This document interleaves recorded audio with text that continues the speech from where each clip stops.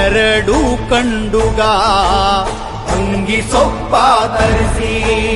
6 ಕಂಡುಗ ಹಸಿ ಸುಣ್ಣ ಬೆರೆಸಿ ಅಯ್ಯ ಸಿದ್ಧಪಡಿಸಿದ ರಸವೋ ಅದು ನಾಗರಾಜನ ಇಸವೋ